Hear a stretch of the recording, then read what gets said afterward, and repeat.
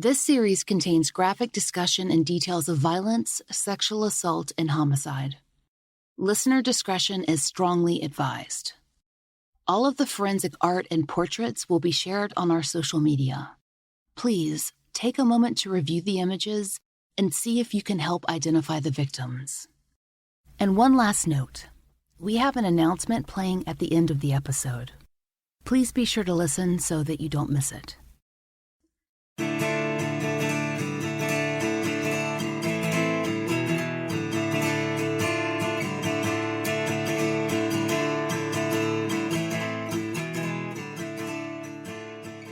This is The Fall Line.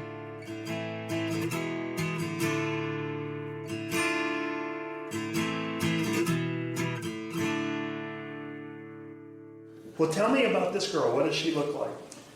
She was kind of thin, dark skinned, about 40 years old. She was out there hustling. I think she was a drug addict because she wouldn't have been out there. How tall was she? She was about 5'5", 5'3". And how much do you think she weighed? She weighed about 110, 120. Okay.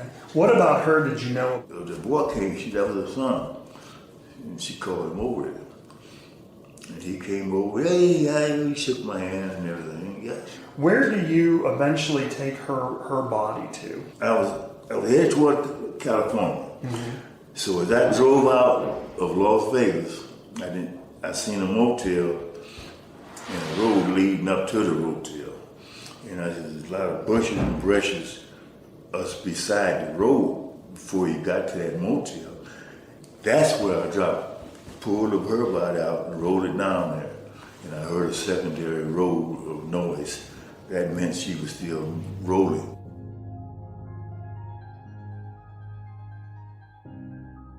We all hope that we'll recognize a monster when we see one. But that's the trouble. The monsters are people too. They blend in. They like to walk at the edges of society where they won't be seen and where their victims won't be missed. On September 5th, 2012, a sick old man was arrested at a Kentucky homeless shelter. He was 72 then, and he's 80 now. And he's frailer than he once was, with multiple health issues, diabetes, a heart condition. He often has to use a wheelchair. In interviews, he is generally friendly. He calls women baby. He signs letters with God bless. Talk to him long enough, though, and he'll get around to the killing. He knows what visitors want to learn about, and it's what he likes to discuss. That way, he can relive his long life, crime by crime, woman by woman. They found him in Kentucky, but he wasn't there long. According to the FBI, he was extradited to California, supposedly to face a narcotics charge. But he was suspected of much more. At the time of that arrest, investigators were able to take a DNA sample, and then LAPD matched this elderly man to 3 unsolved murders, all from the 1980s, when he would have been in his late 40s. It's said that some serial killers slow down as they age, but not him. He was and is a sexual sadist, and he always knew who he could get away with killing. That old man is Samuel Little. After he was sentenced in Los Angeles, other departments began to question him, and he started talking, confession after confession.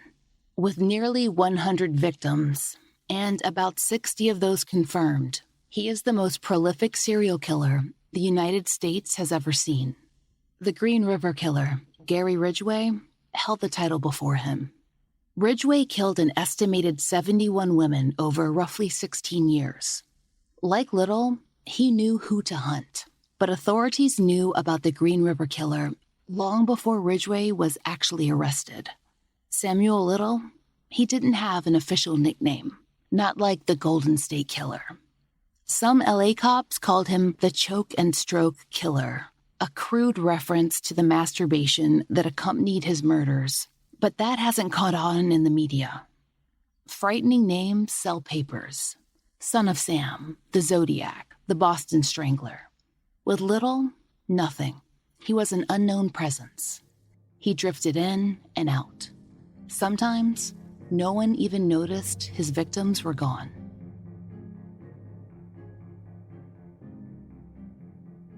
Little murdered in at least 19 states, and there are victims who still need identification all over the map. The scope of these crimes is bigger than the Southeast, much bigger. Though the Southeastern victims are who we'll cover in these episodes, know there are more women, unmatched confessions, and Jane Does whose names he didn't bother to learn. Their killer has become famous, but the victims are largely indistinguishable. Portrait after portrait, produced by their murderer. He makes sure to sign all the pictures. Word is, he's taking art commissions from his prison cell. And people will study him. What will they find? What's there in the beginning is there in the end. He is violent.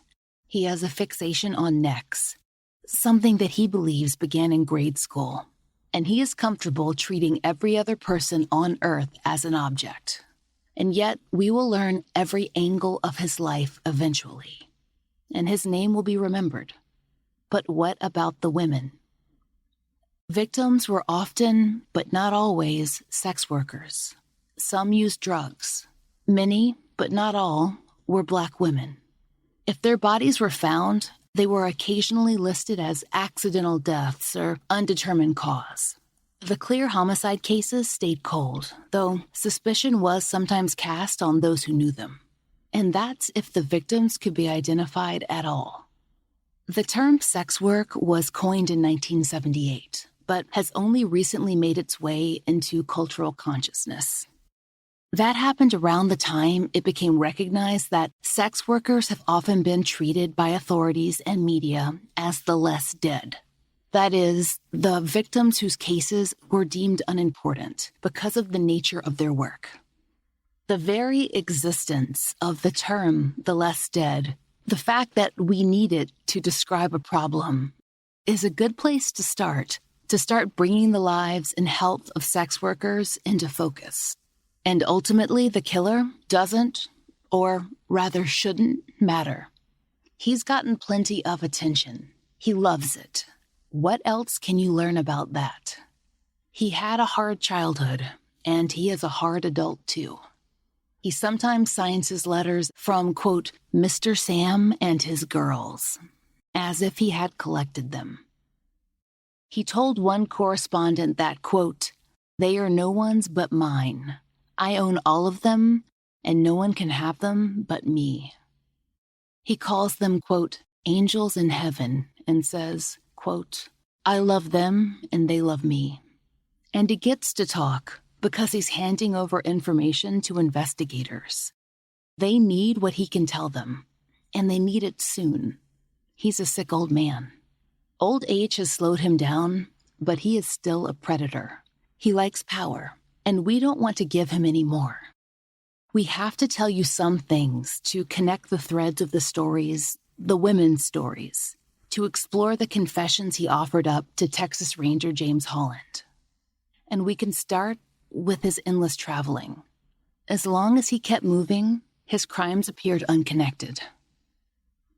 Throughout the second half of the 20th century, Little drove a white Cadillac and a gold Pontiac Le Mans and a Lincoln Continental.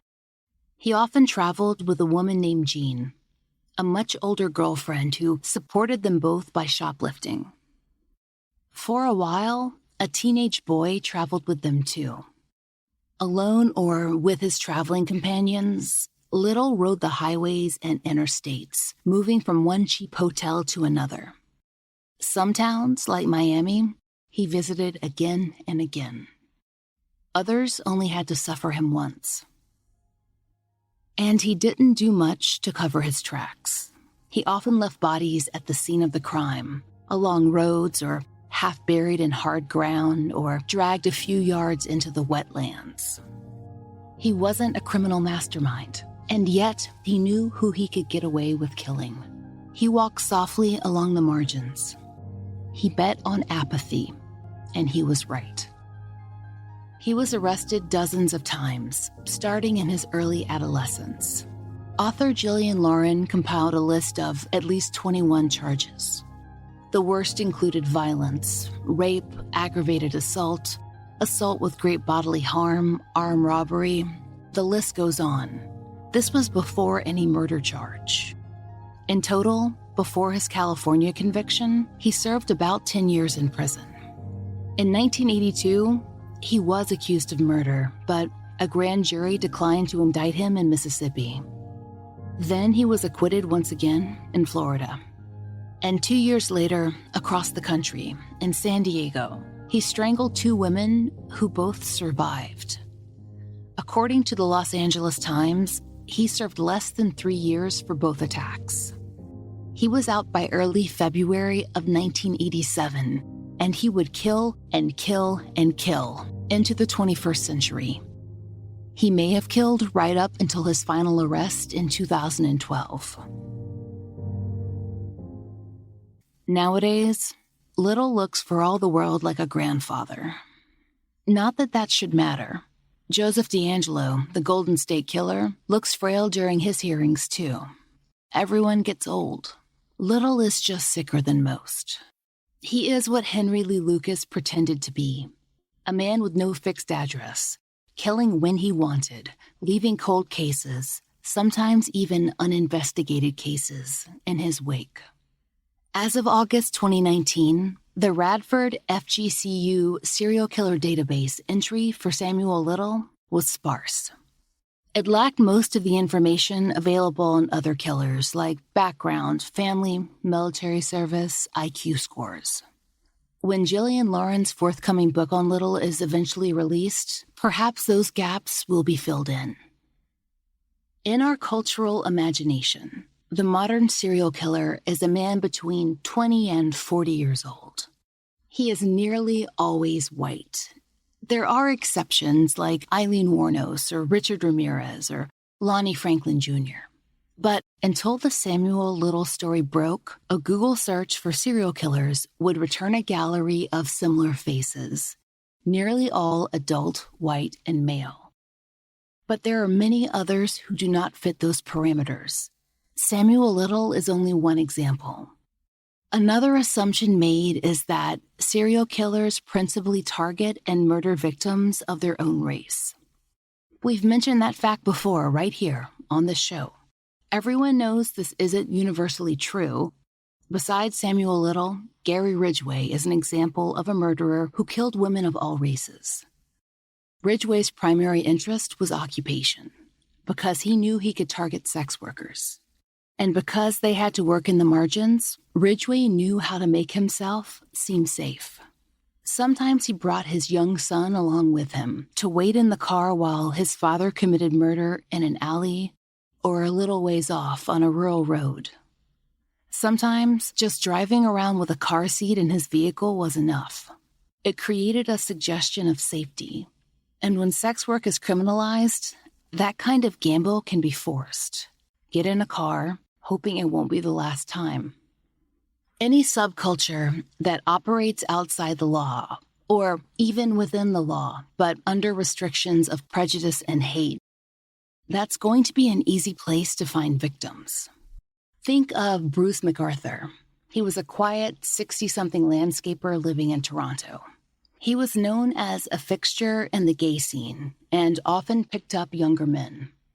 Sometimes he used dating apps where he described a preference for, quote, submissive men. His conquests were mostly South Asian and Middle Eastern men, some of whom were immigrants to Canada, some of whom were closeted. Some weren't reported missing. Others were, but often no one knew where to look for them, particularly if they hadn't been out to family and friends. At least one victim was a sex worker and homeless. Authorities were slow to respond to reports of missing men, and it would be years before McArthur was arrested. His earliest confirmed murder was in 2010, and he killed until 2017. That's when a task force was formed to investigate the mounting death toll. McArthur was finally arrested in 2018. And according to the CBC, investigators found body parts of his victims buried in the landscaping boxes that were among his business supplies. It took Bruce MacArthur nearly a decade to be caught, but he might have been operating longer than that. And Samuel Little? He got away with murder for 42 years, give or take. After his extradition from Kentucky, Samuel Little was held in California. There, he was eventually convicted of 3 Los Angeles murders, those of Carol Elford, Guadalupe Apodaca, and Audrey Nelson, in 2014. It was DNA that finally got him in those cases. His skin cells and his semen were found at the crime scenes way back in the 1980s. Technology and backlogs finally caught up with him. But those weren't the only victims. There were more, and investigators were certain, even before the confessions began. Most of Samuel Little's crimes have come to light thanks to a Texas Ranger, James Holland. He managed to form a relationship with Little and helped other agencies interview the killer.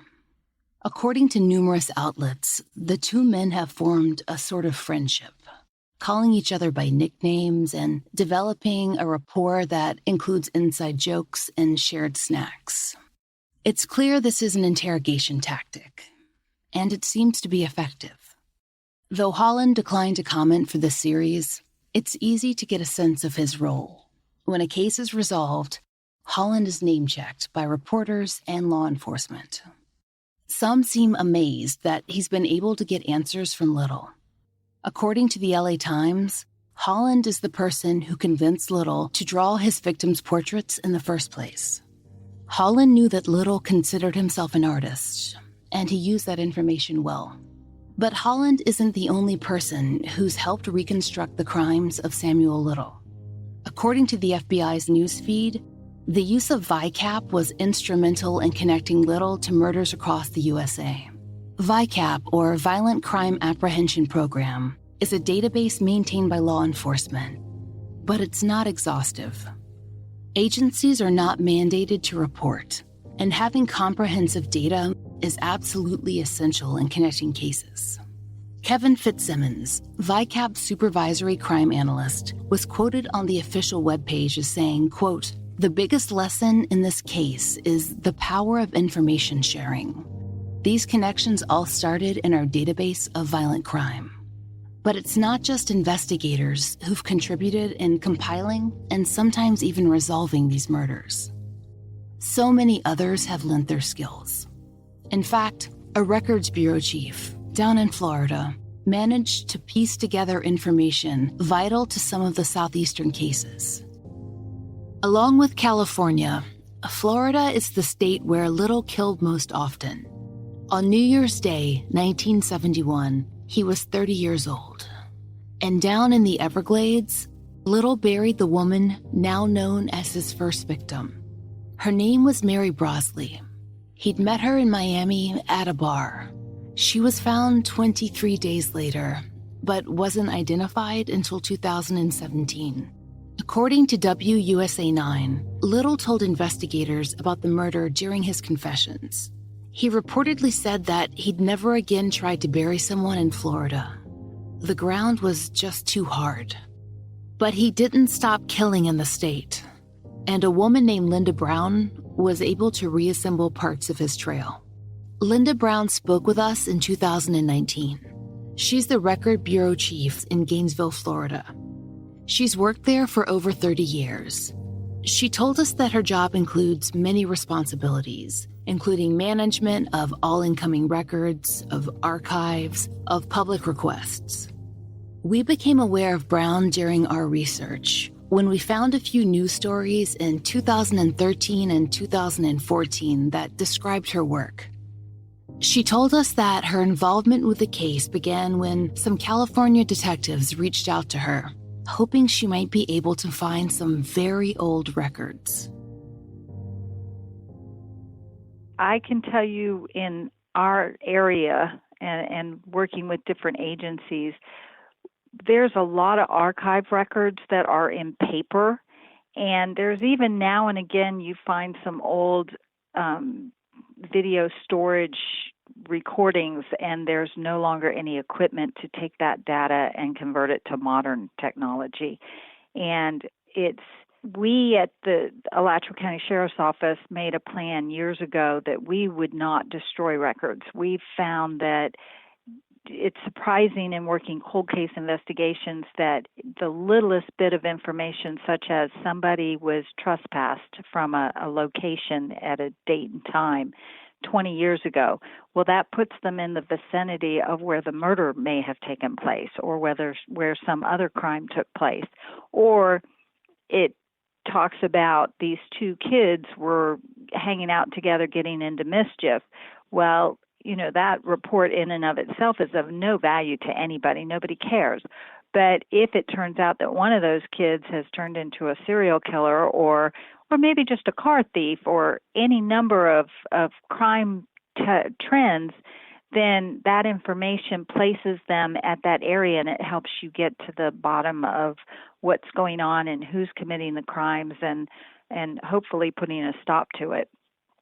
So we're still trying to figure out how to convert a lot of that paper. We probably still only have 20% of our old or archive records converted. But the real challenge is you don't know which one of those reports is going to be the valuable piece. So you pretty much need to figure out how to save it all. And then storage with that paper, paper takes up so much room. We have thousands of boxes now of archive records, and we have to pay to store them. We asked Brown to describe her role in connecting the Samuel Little in California with the Sam McDowell who'd been acquitted for murder down in Florida.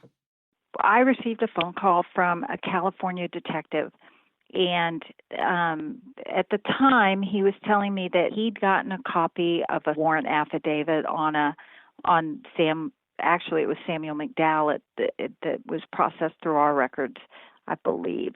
So he actually had a case number, but he said, "This is all I've got." That sounds very helpful, but unfortunately, in 30 years ago, paperwork, and even 20 years ago, paperwork, they assign numbers pretty much right and left. And so when somebody would transfer those numbers into different systems, they wouldn't always give us the number that we need to find it. So I just asked him for any kind of information he could give me. And then because I've worked here so long, I had a really good advantage in that I know how the records are stored and how they were placed in off-site storage in our archival systems. And in the old days, that was a 3x5 card. And so they stored all those cards in order. And then from there, they got the computer technology that took those calls for service. And then they still were writing hand offense reports. So those offense reports would come to the Records Bureau to be stored and filed, because obviously a patrol deputy riding around in a car can't keep a file cabinet. And so everybody in those days would take the old records and they'd send them to off-site.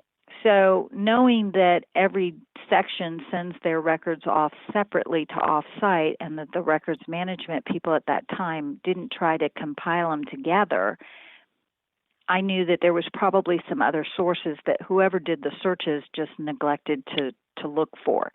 So at that point, I just went through our archive records. Sure enough, I got lucky and it was still there, and it was where it was supposed to be. If you know what you're looking for, they are predominantly in order. Did you know how big the case was when you were looking into it? No clue.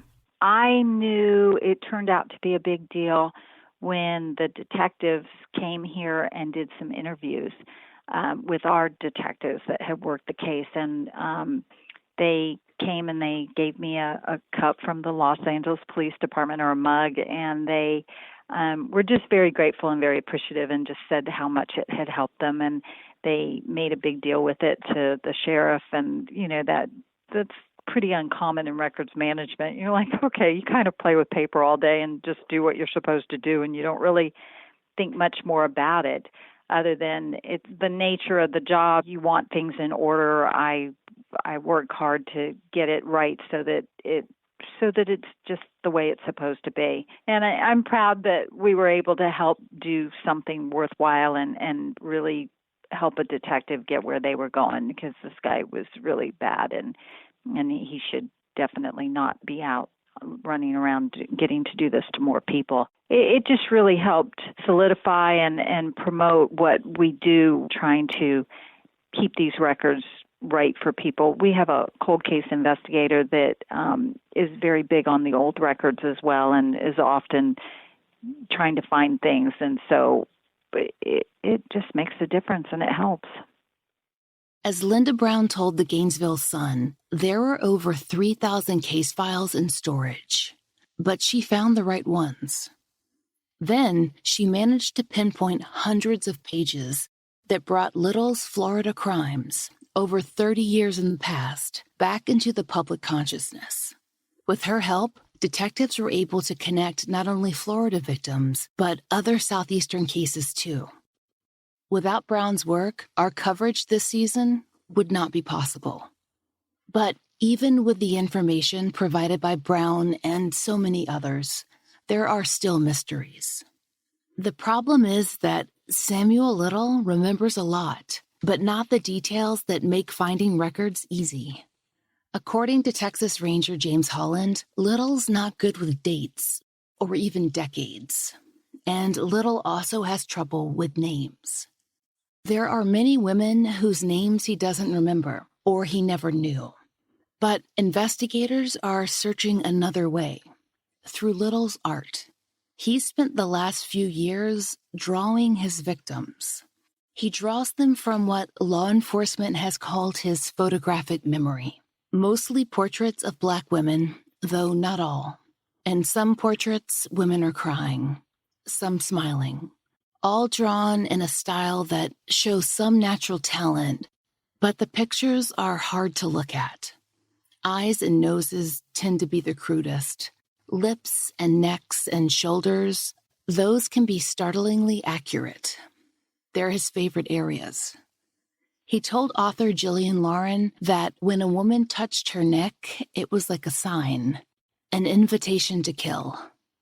He remembered a little girl in his elementary school class who used to touch her neck. And he remembers a teacher whose hands would sometimes float to her throat. Both images excite him, even now. On some portraits, lines are drawn across the victims' necks. Little doesn't do much to identify these women, not as individuals. They get nicknames or nothing at all. Tampa Dope Girl, Fort Myers Girl, Homestead Air Force Woman, Plant City Girl, Atlanta victims he labeled Atlanta College and Atlanta Black. Like many others, they haven't been located. They are just pictures. There are so many pictures. The FBI has devoted a website to them, hopeful that friends or family of the mystery victims, the does, the uncorroborated victims, just might see.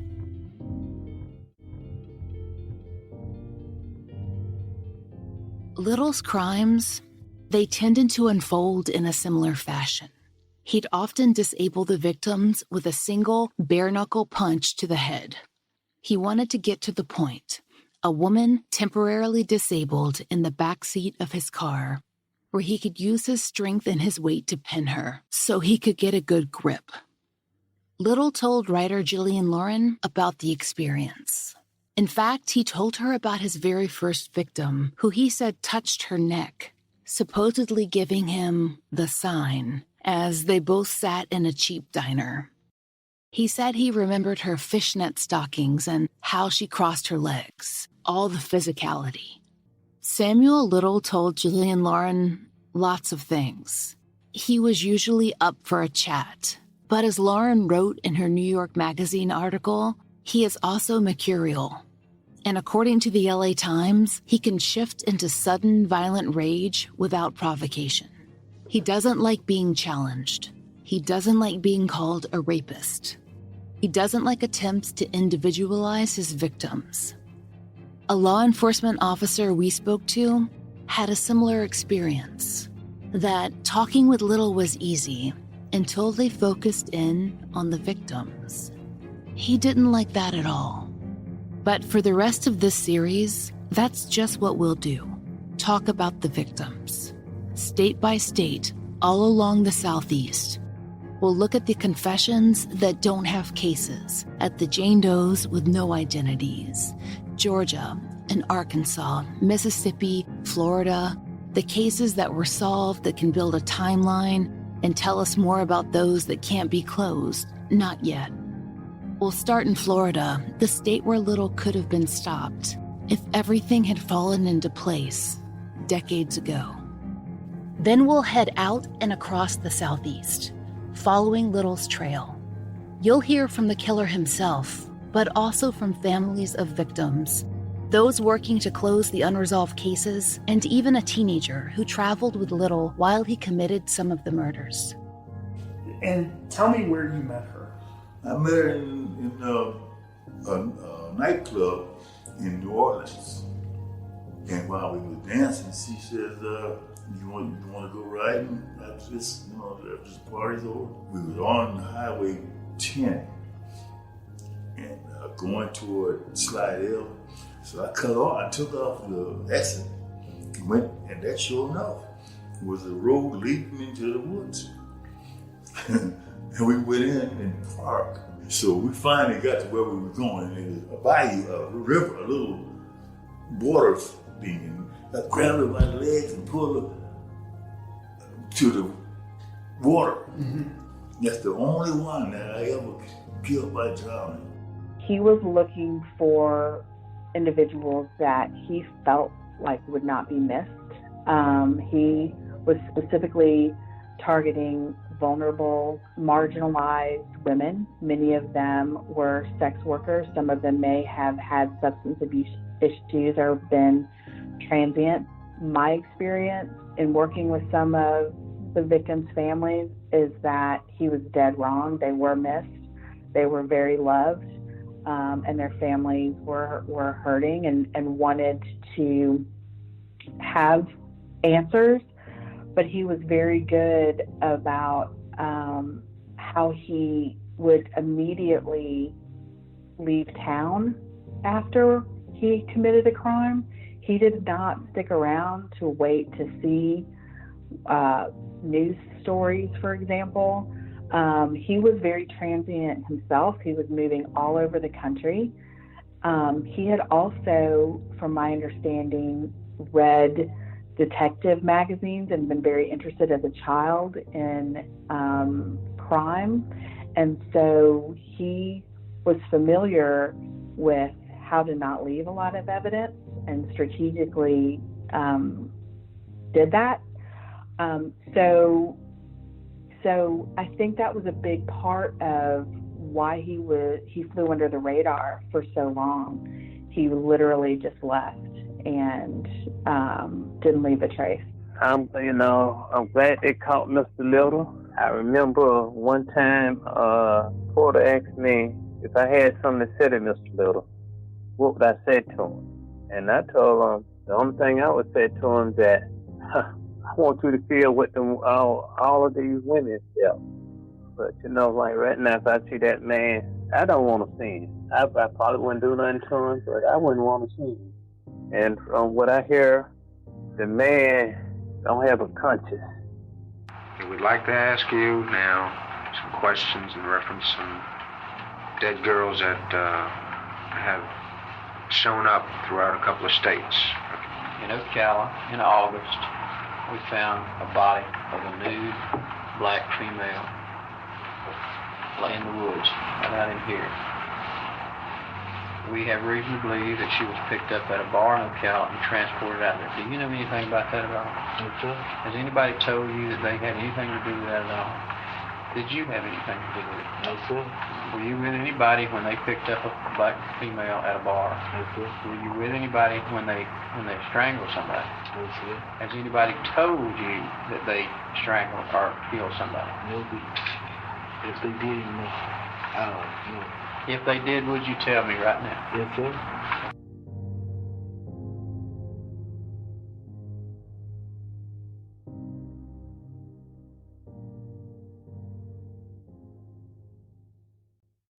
This season on The Fall Line, we're counting on you to help us highlight the open cases in our region. We'll share portraits and other photos on social media in the hopes that someone, somewhere, will recognize one of the Jane Doe victims or one of the unmatched confessions. Maybe you can help close a cold case and bring a family answers. If you have any information regarding the Jane Does and unmatched cases attributed to Sam Little, please visit tips.fbi.gov or call 800-CALL-FBI. If you would like to speak to a counselor regarding sexual assault, you can call RAIN at call 800-656-HOPE or 800-656-4673 to be connected with a provider in your area. As for The Fall Line, we'd like to thank all the listeners who've taken the time to support our sponsors, leave us reviews, or support our show directly on Patreon. We couldn't do it without you. Special thanks to Angie Dodd. Special thanks also to Brian Waters, who served as a fact checker for this series. If you'd like to suggest a Southeastern cold case for coverage, please visit thefalllinepodcast.com and click on Case Submissions. We are also taking national cases for a special season, planned for release sometime in 2021.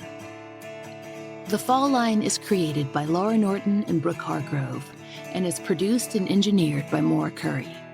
Written, researched, and hosted by Laura Norton, with interviews by Brooke Hargrove. Research assistants are Kim Fritz, Jessica Ann, Lex Weathers, and Brian Waters. Additional research by Haley Gray. Content advisors are Brandy C. Williams, Vic Kennedy, and Liv Fallon. Theme music is by RJR.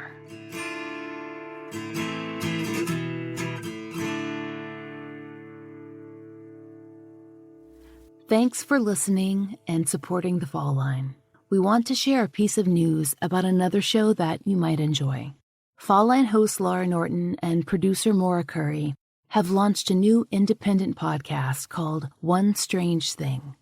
It's a compact, immersive narrative show that explores mysterious local news stories from all over the United States about regular people, just like you and me, who have had extraordinary experiences that can't quite be explained. Please stay tuned for just a moment to hear the promo now, then head over to One Strange Thing and subscribe. You can find a link in our show notes.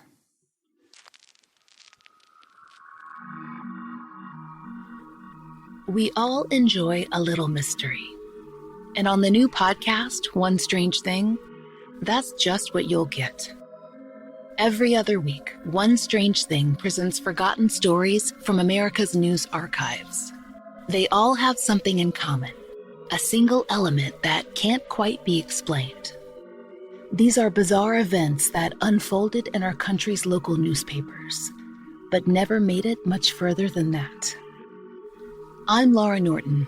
Join me on One Strange Thing, and you'll hear about a class ring that disappeared on one continent and reappeared on another, and the ominous whistling that terrorized a young bride in Louisiana, and the chemical warfare once waged on a sleepy town in Illinois, and the mysterious hum that's rattling Anchorage, Alaska. And then there's the house in Atlanta that once dripped human blood. And that's just the start. No matter the place or the people, One Strange Thing brings you stories that are very real and just a little otherworldly. Join us on September 8th to hear the first episode of One Strange Thing. You can subscribe on Apple Podcasts or wherever you listen.